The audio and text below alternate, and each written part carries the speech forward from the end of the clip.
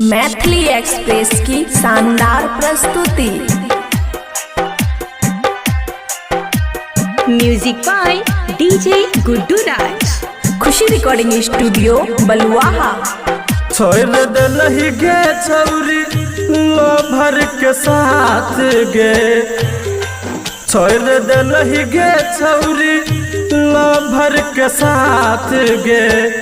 कथी कमी रहो हमरा प्यार में गे, छोड़ दलही गे छौरी लो भर के साथ गे। कथी कमी रहो हमरा प्यार में, मर जाइबो हम कौराही वाला धार में। मर जाइबो गे छौरी कौराही वाला धार में।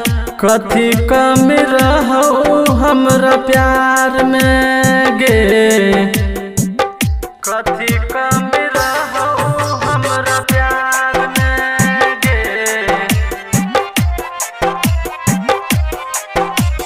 DJ Guddu Madhubani, DJ Guddu Madhubani, DJ Guddu Madhubani, DJ Guddu Madhubani. कथी कमी रहो हमरा प्यार में गे।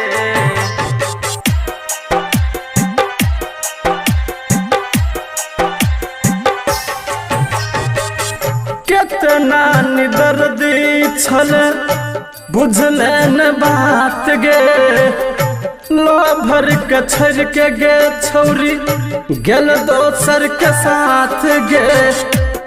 हम तो फसरी लगा के मर जाइबो गाँव में। हम तो फसरी लगा के मर जाइबो गाँव में। कथी कमी रही हमरा प्यार में गे, छोड़ दलही गे छौरी लो भर के साथ गे।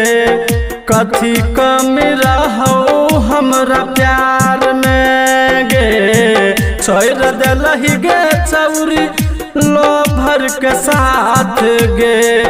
कथी कमी रहो हमरा प्यार में गे, कथी कमी रहो हमरा प्यार में गे। DJ Guddu Madhubani, DJ Guddu Madhubani, DJ Guddu Madhubani, DJ Guddu Madhubani. कथी कमी रहो हमरा प्यार में गे।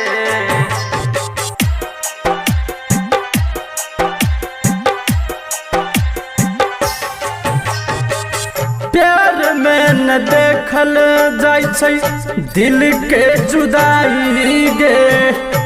गायक पर्व के छौरी बैन जो लगाई गे। प्यार में न देखल जाय छै दिल के जुदाई गे। गायक पर्व के छौरी बैन जो लगाई गे। कुंदन संजय देतौ सब दिन दोहाई गे। कुंदन संजय देतौ सब दिन दोहाई गे। बैन जोग हमर तू लगाई गे। छोड़ दलही गे छौरी लो भर के साथ गे। कथी कमी रहो हमरा प्यार में गे। खुशी रिकॉर्डिंग स्टूडियो बलुआहा।